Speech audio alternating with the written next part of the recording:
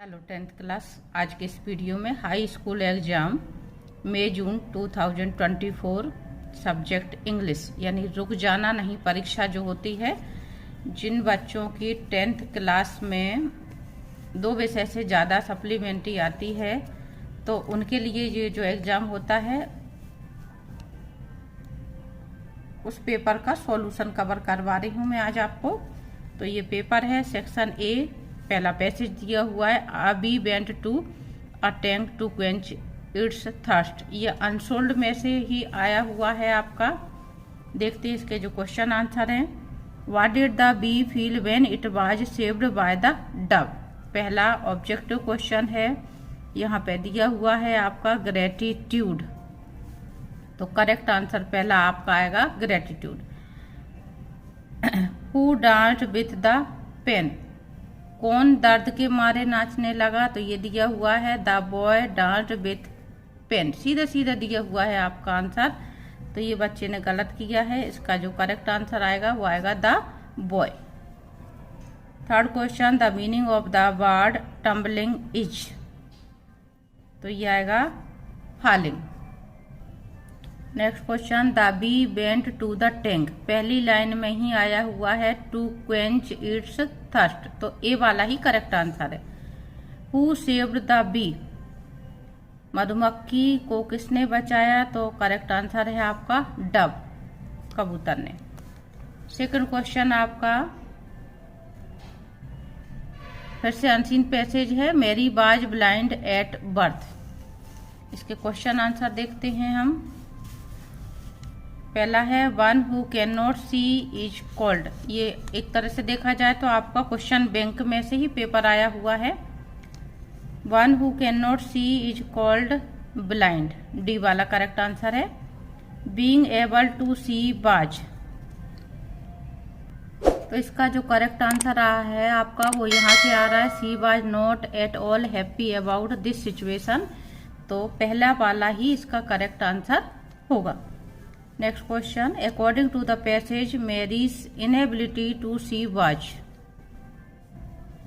सी वाला आएगा correct answer, present from her birth. Fourth question, Mary got a job after.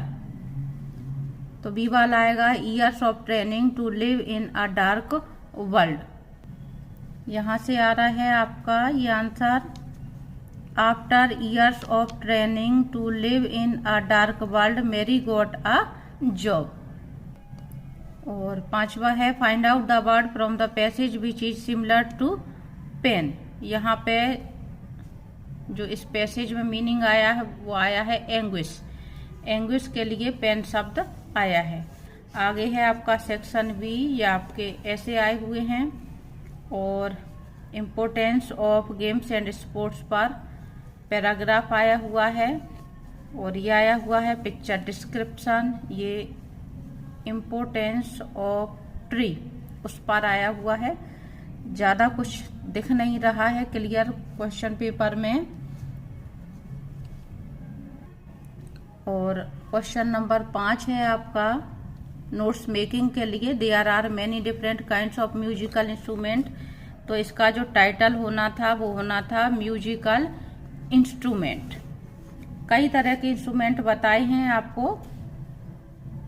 3 main classes, some are played by blowing into them. इस तरह से आपके 3-4 heading बननी थी। ये भी क्वेश्चन बैंक या पुराने अनसोल्ड में से ही आया हुआ है। पिछले पेपरों में कोरोना से पहले ये पूछा जा चुका है। ये है आपका एप्लीकेशन ट्रांसफर सर्टिफिकेट के लिए। और अथवा में आपका ये लेटर आया हुआ है। सेक्शन सी ग्रामर देख लेते हैं। It has been since morning. तो हैज बीन हैव बीन के साथ में हमेशा आईएनजी वाली फॉर्म आती। करेक्ट आंसर होगा आपका B. My father is a dentist, A. When I was young I could. Was आ गया, पास्ट टेंस है इसलिए कुड आएगा। यहाँ पे वाज नहीं होता तो हम कैन कर सकते थे, क्षमता के लिए, एबिलिटी के लिए यूज किया जा रहा है। I prefer coffee to tea, to आएगा, प्रिफर शब्द के साथ में देन नहीं आता है, टू आता है। ये भी अनसोल्ड का ही है क्वेश्चन, ये सभी, ये दोनों तीनों अनसोल्ड के ही है। How much sugar, sugar uncountable noun है इसलिए इसके साथ में मच आएगा, यहाँ पे अगर काउंटेबल होता तो मैं नहीं आता। He was punished for stealing. आगे है आपका डू एज डायरेक्टेड क्वेश्चन है, do as directed. First C always speaks the truth, change into negative, negative में चेंज करना था। ये सभी क्वेश्चन आपके जो भी हैं डू एज डायरेक्टेड में, ये भी टोटल अनसोल्ड के ही हैं, यानी कोरोना से पहले ये आ चुके हैं 10th क्लास के एग्जाम में। तो इसका पहले क्वेश्चन का आंसर होगा सी नेवर स्पीक्स द ट्रूथ। सबसे सही आंसर ऑलवेज को नेवर में चेंज करके बनाना है। इसको आप दूसरे तरीके से ऐसे भी बना सकते थे, she does not speak the truth ever. जब आप डज नॉट का यूज करेंगे तो आपको ऑलवेज को हटा के एवर में चेंज करना पड़ेगा, या फिर एडजेक्टिव को चेंज करके, एडवर्ब को चेंज करके यहाँ पे आपका जो ऑलवेज था वो नेवर हमको करना था। सेकंड है hobby my games playing is, इसको रीअरेंज करना था तो आंसर होगा playing games is my hobby. 5 शब्द हैं, आपको गिन लेने थे इस तरह से। I am going to school, change into past simple, past simple में सेंटेंस को चेंज करना था, I am going to school, तो ये होता आपका आई वेंट टू स्कूल। यहाँ पे हमको एम हेल्पिंग वर्ब और आईएनजी को हटाना था, वर्ब की सेकंड फॉर्म करनी थी। नेक्स्ट है आपका Balram is my best friend. Frame a question beginning with who से आपको क्वेश्चन प्रारंभ करना था, तो इसको भी 2 तरीके से किया जा सकता था। आपने कुछ भी करा होगा, दोनों में से करेक्ट माना जाएगा। पहला था who is your best friend. यहाँ पे बच्चे एक गलती कर जाते हैं, बलिराम शब्द को उन्होंने हटाया और इसकी जगह हु लगाया, लेकिन यहाँ पे माई को चेंज करना बच्चे भूल जाते हैं, माई का होगा इसमें योर। दूसरा तरीका ये हो सकता था हु इज बलिराम, इस तरह से भी हम क्वेश्चन बना सकते थे। दोनों में से आपने कुछ भी किया होगा वो करेक्ट माना जाएगा। आगे है राधा सिंग्स अ सॉन्ग, फिर से आपका पास्ट कंटिन्यूस टेंस चेंज करने को कहा जा रहा है इसमें। सॉरी, एक रह गया आपका ये 5वां, my friend will help you he is very kind. तो यहाँ पे आपको बीच में बिकॉज लगाना था, दोनों सेंटेंस को जोड़ने के लिए। इस तरह से आपका हो जाएगा my friend will help you because he is very kind, कुछ नहीं हटाना था आपको। फिर अगला Radha sings a song, past continuous change करना था, तो ये पास्ट कंटिन्यूस ऐसे होगा Radha was singing a song, past tense की हेल्पिंग वर्ब और आईएनजी कंटिन्यूस के लिए। Perhaps he is out of station, ये भी पिछली बुक का ही है जो 2021 में आपको चेंज हुई है, उससे पहले जो बुक थी उसका ये क्वेश्चन है, एग्जाम में आ चुका है। यहाँ पे हमें परहैप्स को हटाना था और may modal question modal helping verb का यूज करना था, तो ये होता ही may be out of station. Is को चेंज करके बी में बदलना था, परहैप्स को हटा के हमें मे का यूज करना था सब्जेक्ट के बाद। तो ये थे आपके डू एज डायरेक्टेड।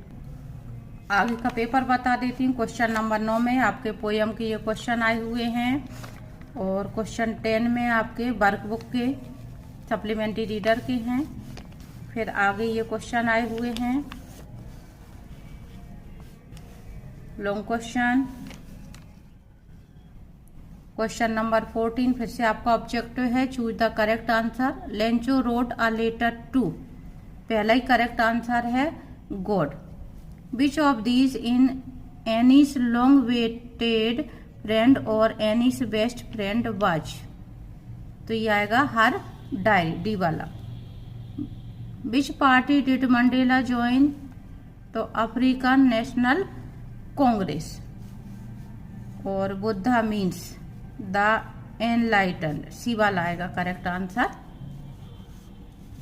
फिर से क्वेश्चन नंबर 15 दिया हुआ है, ये पैसेज एक्सट्रैक्ट और इसके क्वेश्चन आपको ढूंढने हैं। ये आपका कूर्ग जो चैप्टर था कूर्ग नाम से, उसमें से ये एक्सट्रैक्ट आया हुआ है। Kaveri gets its water from, Kaveri नदी जो है वो जल कहाँ से लेती, सीधा सीधा आंसर दिया हुआ है water from the hills and forest. तो आपका सी वाला आंसर करेक्ट था। कूर्ग इज, ये है आपका डिस्ट्रिक्ट, ये गलत किया है बच्चे ने। Coorg is a smallest district of Karnataka, तो ये इसका आंसर इसमें नहीं है। ये आपने पार्ट पढ़ा होगा चैप्टर, तो आप कर पाएंगे।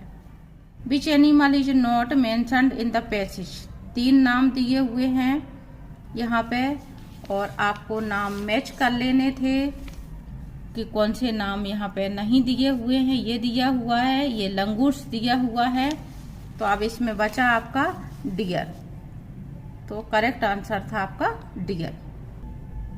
क्वेश्चन बी है इसी का 15 का। पोयम का एक्सट्रैक्ट दिया हुआ है, ये द टाइगर वाले पोयम में से लिया गया है आपका, the tiger in the zoo.